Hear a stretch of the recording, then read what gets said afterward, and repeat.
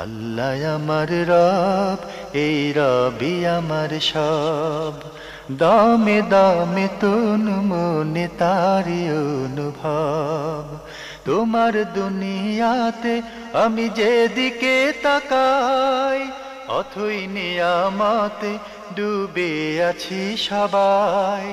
পাক পাখালির গানে শুনি তসবিহ কলরব, তসবিহ কলরব। আল্লাহ আমার রব, এই রবি আমার সব। আসসালামু আলাইকুম। প্রিয় দর্শক, আপনারা কেমন আছেন? সবাই ভালো থাকুন, সেটাই আমাদের একান্ত কামনা। শুরু হলো এনটিভি আয়োজিত এবং লাভ হেলো নিবেদিত অনুষ্ঠান আপনার জিজ্ঞাসা। আপনাদের সাথে আছি আমি জাইনুল আবেদিন আজাদ। আর আজকে আমাদের মাঝে অতিথি হিসেবে উপস্থিত আছেন বিশিষ্ট আলেম ডক্টর আবু বকর মোহাম্মদ জাকারিয়া। আসসালামু আলাইকুম ওয়া রাহমাতুল্লাহি ওয়া বারাকাতুহু।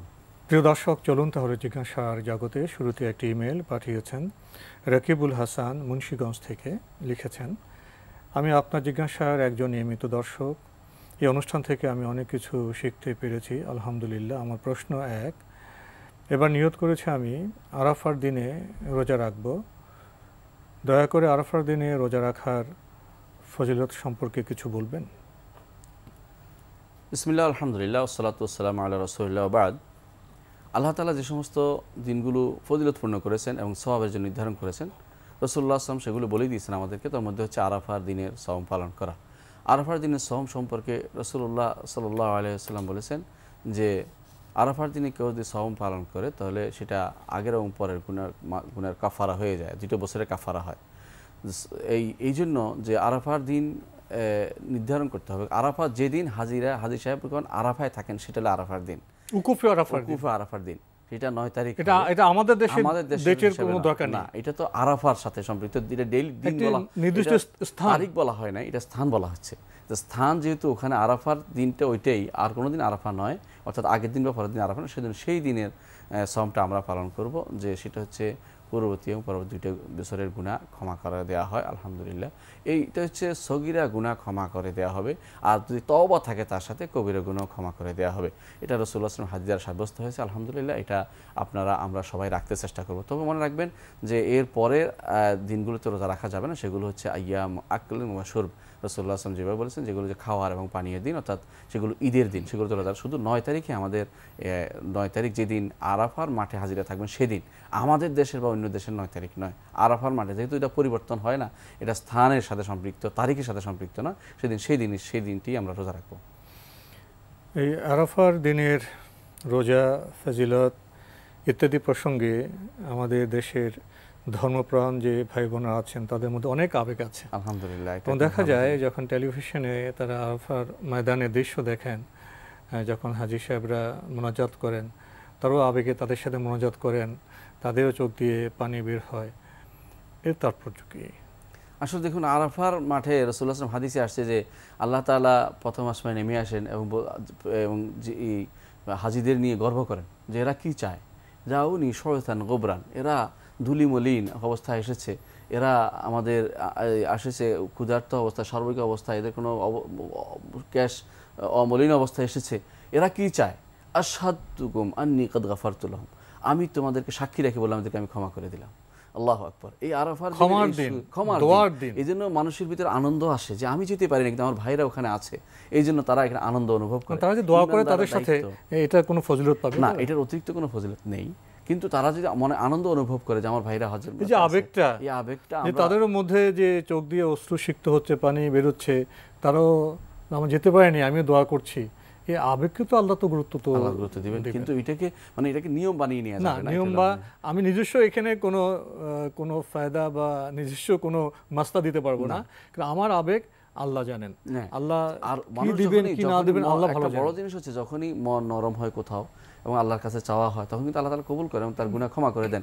এই জন্য একজন মানুষ আরাফার ময়দানে হাজিরা কিন্তু আরাফার ময়দানে রোজা রাখে না, নিষিদ্ধ।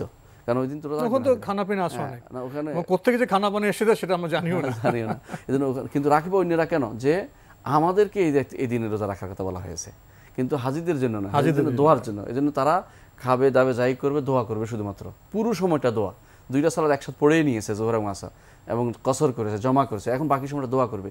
এই দোয়া এই দোয়ার মাধ্যমেই সমস্ত উম্মতে মুসলিমের উপকার হবে এবং দেশে বিদেশে যেখানে যাদের সন্ততি পিতামাতা রেখে আসছে তারাও উপকৃত হবে। এই যে একটা আবহাওয়া, আনন্দ আবহাওয়া, সেই আবহাওয়াটা আমাদের মধ্যে একটা পবিত্র ভাব আসবে, আমি যে বান্দা, আমি যে আবেদ, সেই উপলব্ধি বোধ এখানে আবার নতুনভাবে জাগরুক হতে পারে।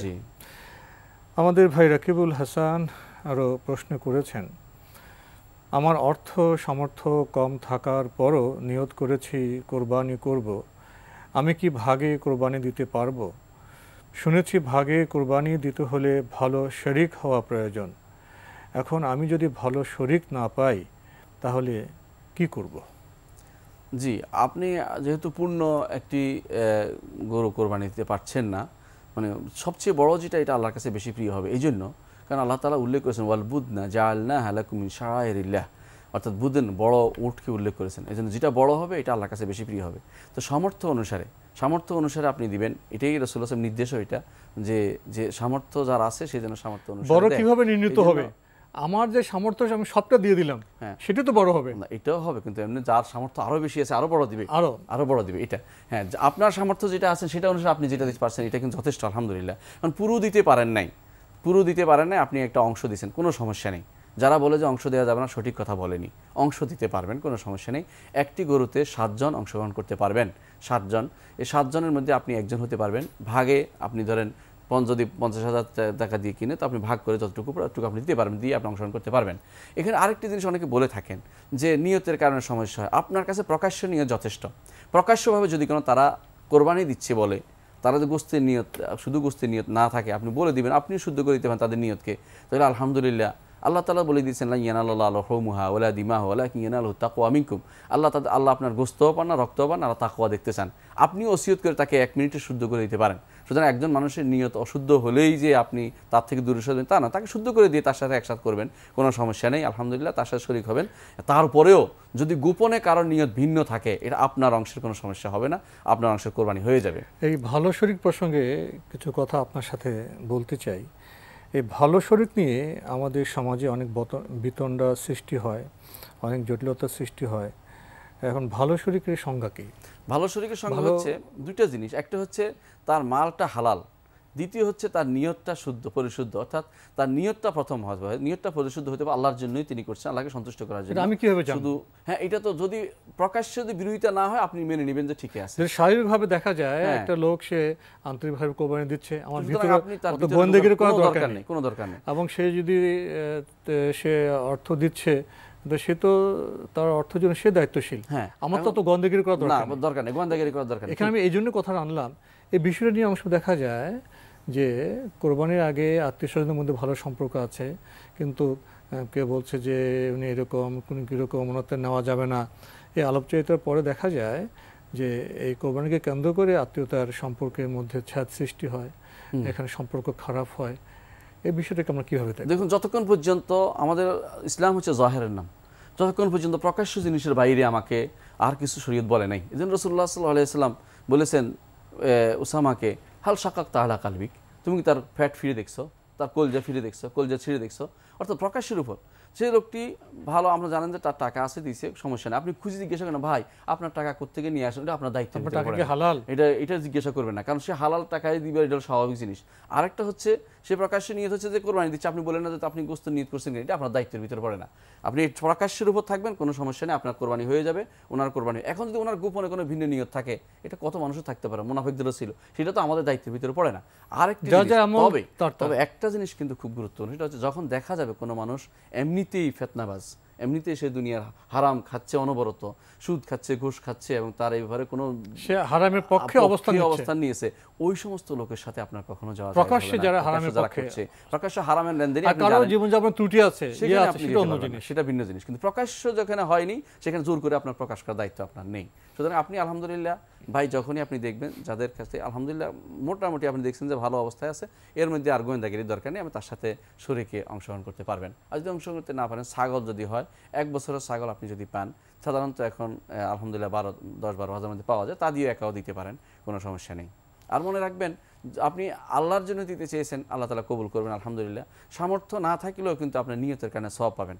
এই জন্য আপনি যদি কোনো নাও দিতে পারেন, যেহেতু আপনার আবেগ আছে, আল্লাহ দেখছে, আল্লাহ অন্তর দেখছে, সেটা আল্লাহ তাআলা অবশ্যই আপনার সেটা যেন সওয়াব এখন গরুতে আপনার 7 ভাগ 7টা অংশ, আমার অংশ যদি আমি দায়ী, অন্য অংশের ব্যাপারে আমি তো কিভাবে আমি দায়ী নয়, আমি দায়ী নই। সবশেষে আপনি লিখেছেন রাসূলুল্লাহ সাল্লাল্লাহু আলাইহি ওয়াসাল্লামের কোরবানি করার পদ্ধতি যদি আলোচনা করতেন। আসলে কোরবানির প্রসঙ্গে আমাদের ধারণা খুবই সীমিত। জি, আমরা পশুকেন্দ্রিক আমাদের চিন্তা ভাবনা, পশুর গোশত বন্টন কেন্দ্রিক চিন্তা ভাবনা, কিন্তু কোরবানির যে চাঁদ ওঠার পর থেকে আমাদের কিছু করণীয় আছে কিনা, আরো কিছু বিষয় আছে, যদি এইসব মৌলিক বিষয় কিছু বলতেন। দেখুন, রাসূলুল্লাহ সাল্লাল্লাহু আলাইহি ওয়াসাল্লাম বলেছেন যে একটি হাদিস তিনি গুরুত্ব দিয়েছেন যে কেউ যদি কোনো পায়, সামর্থ্যবান থাকে এবং সে যদি তারপরেও যদি কোনো না দেয়, তাহলে আমাদের মুসল্লার কাছে না আসা উচিত, তার রাসূলটা বলে দিয়েছেন। আবার রাসূলুল্লাহ সাল্লাল্লাহু আলাইহি ওয়াসাল্লাম এই কোরবানির বিষয়টি গুরুত্ব দিয়েছেন যে এইটা এই কোরবানির জিনিসটা গুরুত্ব তিনি এইভাবে দিয়েছেন, সারা জীবন তিনি কোরবানি দিয়েছেন। অর্থাৎ যখন মদিনা যখন থেকে গেছেন তখন থেকে তিনি কোরবানি প্রচলন করেছেন এবং পুরো বছর কখনো দিয়েছেন ছাগল দিয়ে, এবং 2টা ছাগল দিয়েছেন। একটা দিয়েছেন তিনি নিজের পক্ষ থেকে, একটা দিয়েছেন উম্মতের মধ্যে যারা করতে পারবে না তাদের পক্ষ থেকে তিনি দিয়ে দিয়েছেন। এটা হলো রাসূলের কামাল শফকা, পরিপূর্ণ ভালোবাসা, যে আমার উম্মতের অনেকেই হয়তো দিতে পারবে না, তাদের পক্ষে আমি দিয়ে দিলাম। এটা কিন্তু রাসূলের নিজস্ব কাজ, এটা আপনি উম্মতের প্রতি দায়িত্ব তিনি আদায় করেছেন। এই জন্য এবং তিনি কিছু নিয়ম বলে দিয়েছেন, নিয়মগুলি আমাদের জানা দরকার। 1 নম্বর হচ্ছে তিনি বলেছেন যে কেউ যদি কোরবানি করতে চায় তাহলে জিলহজের চাঁদ উঠার পর থেকে সে আর চুল কাটতে পারবে না, নখ কাটতে পারবে না। এটা কি আপনার কোরবানির দিন পর্যন্ত? কোরবানির দিন পর্যন্ত, কোরবানি দেওয়া পর্যন্ত। কোরবানি দেওয়ার পরে তিনি চুলও কাটতে পারবেন, নখও কাটতে পারবেন। জি, কোরবানি দেওয়ার পরে। তাহলে যারা মুসলিম ভাই বোন যারা নাকি আপনার কোরবানি দেওয়ার নিয়ত করবেন, তারা জিলহজ মাসের মানে চাঁদ ওঠার আগেই চুল বা নখ কেটে ফেলবেন, পরিচ্ছন্ন হবেন। হ্যাঁ, এরপরে আর পরিচ্ছন্ন হবেন না। এটা হচ্ছে সুন্নত। এই সুন্নতটা অবশ্যই আমাদের দেশে অনেকেই ছেড়ে দিচ্ছে, অনেকেই দেখা যায় এটা ঠিকমতো আদায় করছে না, এর গুরুত্ব দিবেন। আরেকটা হচ্ছে এখানে কিন্তু কোরবানির যে উদ্দেশ্য সেটা কিন্তু আপনাকে দেখতে হবে। আল্লাহ বলে দিয়েছেন কিন্তু যে এই আল্লাহর জন্য হতে হবে। রাসূলুল্লাহ সাল্লাল্লাহু আলাইহি ওয়াসাল্লাম কিন্তু বলে দিয়েছেন কোন প্রাণী হতে হবে, এটা বলে দিয়েছেন। কোরবানি অবশ্যই হচ্ছে বাহিমাতুল আনাম দিয়ে হতে হবে, অর্থাৎ যেই গৃহপালিত জন্তু দিয়ে হতে হবে। আপনাকে ছাগল, ভেড়া, গরু অথবা গরু মহিষ হতে পারে, এবং সাথে সাথে আপনার এই দুম্বা বা ওই ওটো হতে পারে। এগুলো দিয়ে করতে পারবেন। এবং এগুলো ছাগল, ভেড়া বা শাক জাতীয় যেগুলো, এগুলো 1 বছর পূর্ণ হতে হবে। 1 বছর পূর্ণ হতে হবে। ভেড়ার ব্যাপারটা যেটা বলে 6 মাসে, সেটা আমার দেশে নাই, এবং সেটা আমরা যেটা আলাদা, সেটা আমাদের দেশে পাওয়া যায় না। তো এই জন্য আপনাকে পূর্ণ 1 বছর নিয়ে হিসাব করবেন। দাঁত সাথে সম্পৃক্ত, অনেক সময় দাঁত পড়ে এটা না, 1 বছর পুরো হলে হলো। মানে আপনার ছাগল, ভেড়া 1 বছর, গরু, ওট, মহিষ 2 বছর, 2 বছর পূর্ণ হতে হবে। 2 বছর না হওয়া পর্যন্ত সেটা দেওয়া যাবে না। এই জন্য জিজ্ঞাসা করে নেবেন, দাঁত পড়েছে কি পড়েছে, এটা জিজ্ঞাসা করে। বলছিলেন যে কোরবানির পশুর অবস্থা কেমন হবে। অনেকে অনেক কথা বলেন যে সুন্দর হতে হবে, ভালো রং হতে হবে, শিং ভাঙা থাকতে পারবে না, কান কাটা থাকতে পারবে না, এসব বিষয় কি বলবেন? জি, এই বিষয়টা বলা দরকার। ঠিক আছে, এখন প্রথমত আমরা বয়সটা ঠিক করলাম, যে বয়স হচ্ছে শাক জাতীয় জিনিসগুলো 1 বছর হতে হবে, আর যেগুলো গরু জাতীয় যেগুলো 2 বছর হতে হবে। এটা কিন্তু আমাদের ঠিক রাখতেই হবে। দ্বিতীয় যে জিনিসগুলো আমাদের বেশি গুরুত্ব দিতে হবে, রাসূলুল্লাহ সাল্লাল্লাহু আলাইহি ওয়াসাল্লাম বলেছেন যে আল আজফা আল্লাতী লা তুনকি, ওই গরু হতে পারবে যে গরু একেবারে শুকিয়ে কাঠি হয়ে গেছে, ওই গরু যেন না দেওয়া হয়, এটা হবে না। আর রাসূলুল্লাহ সাল্লাল্লাহু আলাইহি ওয়াসাল্লাম আল মারিদাতু আল বাইয়িনু মারাদুহা, এবং ওই গরু বা ওই প্রাণী হতে পারবে না যেই প্রাণী রোগটা স্পষ্ট, রোগী। এটা রাসূল 2টা জিনিস বাদ দিয়ে দিয়েছেন, রোগগ্রস্ত 2টা জিনিস রাসূলুল্লাহ সাল্লাল্লাহু আলাইহি ওয়াসাল্লাম এই 2টা জিনিসকে বাদ দিয়ে দিয়েছেন। অর্থাৎ রোগী, জীর্ণ শীর্ণ এবং রোগগ্রস্ত প্রাণী হতে পারবে না, এটা কিন্তু রাসূলুল্লাহ সাল্লাল্লাহু আলাইহি ওয়াসাল্লাম বাদ দিয়ে দিয়েছেন। তাহলে এই 2টি জিনিস, অর্থাৎ রোগী, জীর্ণ শীর্ণ এবং রোগগ্রস্ত, এগুলি জীর্ণ শীর্ণ, এই 2টি দিন কখনো চলবে না। এরপরে রাসূলুল্লাহ সাল্লাল্লাহু আলাইহি ওয়াসাল্লাম কি আপনারা যেটা বলে থাকেন যে অনেক সময় যে শিং ভাঙা হইতে পারে না, শিংয়ের সাথে আসলে সম্পৃক্ততা নেই, নিষিদ্ধ নয়, কোনোভাবে শিং একটু ভাঙতে পারে। আল আরজাকে রাসূল নিষেধ করেছেন। আল আরজা অর্থ হলো ল্যাংড়া, এবং ল্যাংড়া যেটা হেঁটে যেতে পারে না, এমন যেটা একটা হচ্ছে আপনার কত বাড়ি খেয়েছে বা ব্যথা পেয়েছে, সামান্য ল্যাংড়া, এটা সমস্যা নেই। আরেকটা হলো তার হাঁটতে অসুবিধা। কারণ এটা কেন বলছে, যেহেতু এটা খাওয়া হৃষ্টপুষ্ট হয় না, এটা সমস্যাগ্রস্ত হয়েছে। এই জন্য অসুস্থ, ভাঙ্গা বা ল্যাংড়া অথবা যেটা জীর্ণ শীর্ণ, 3টা কখনো চলবে না, এই 3টাকে বাদ দিতেই হবে।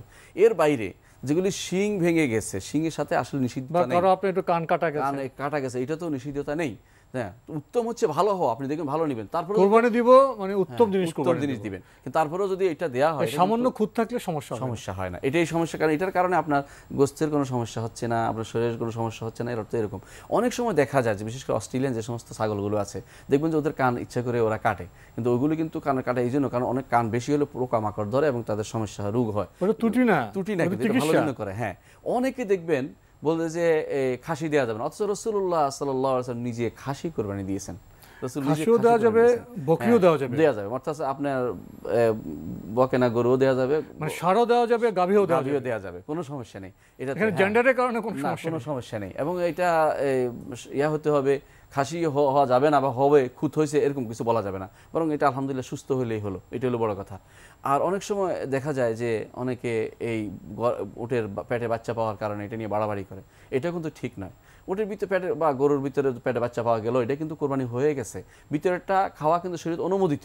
যদি আপনার খাইতে ইচ্ছা না করে এটা আলাদা কথা, কিন্তু শরীয়ত অনুমোদিত জিনিস। তার মানে আপনার যদি কোনো পশুর মধ্যে তার সন্তান থাকে, বাছুর থাকে, এ কারণে কোরবানির কোনো ক্ষতি হবে না। সেই বাছুরটা আপনি খাবেন কি খাবেন না সেটা আপনার রুচির উপর নির্ভর করে। যদি আপনি বলতে আরবরা কিন্তু খায় এখনো, কোনো সমস্যা মনে করে না, তো আপনার এই কোরবানি এটা কিন্তু হয়ে যাবে এবং সুন্দর কোরবানি, কোনো সমস্যা এটাতে নেই।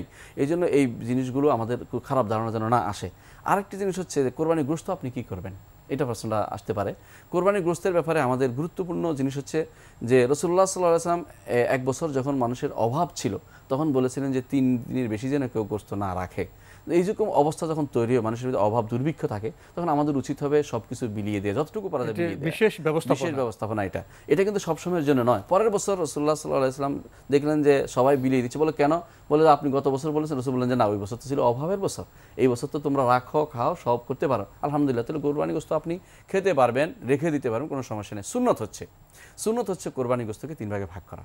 3 ভাগে ভাগ করে 1 ভাগ এটা হলো আপনার অবস্থা অনুসারে, আপনার পরিবারের মানুষ সংখ্যা বেশি, আপনি দিয়ে কষ্ট পাবেন, মনে অভাব থাকে যে আমি কেন দিলাম, সেটা যেন না হয়। অর্থাৎ মনকে বড় করে যদি দিতে পারেন আলহামদুলিল্লাহ। স্বাভাবিক মুস্তাহাব হবে 3 ভাগ করে, 1 ভাগ নিজে, 1 ভাগ আত্মীয় স্বজনকে দেয়, 1 ভাগ গরিব মিসকিনকে। অনেক সময় মানুষ এটা প্রয়োজনে এটা কম বেশি করা যাবে, এতে কোনো সমস্যা নেই। অনেকে আছে যে আলহামদুলিল্লাহ সারা বছর খেয়েছে, বলছে আমি মানুষকে বেশি দিয়ে দেবো, তার মনটা আরো বড় উজাড়, দিয়ে দিচ্ছে, আলহামদুলিল্লাহ, কোনো সমস্যা নেই। কারো প্রয়োজন হলে তিনি বেশি রাখতে পারবেন। সুতরাং এটা নিয়ে একই সমান সমান কাটা হতে এটা কিন্তু ঠিক না।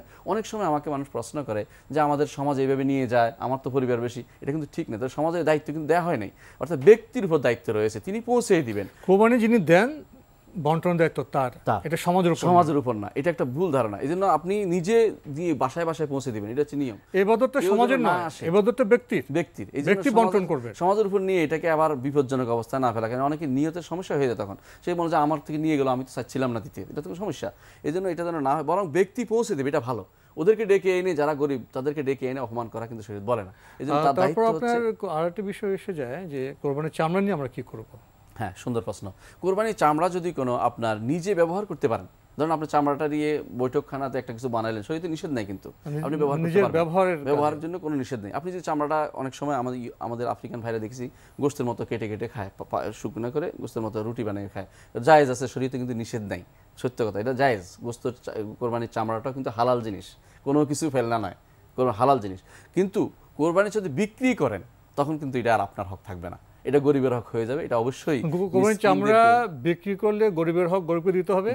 আর বিক্রি না করে আমি ব্যবহার করতে চাই, আমি ব্যবহার করতে পারবেন, কোনো সমস্যা নেই। কিন্তু বিক্রি করলে গরিবের হক হয়ে যাবে, গরিবদের পৌঁছে দিতে হবে।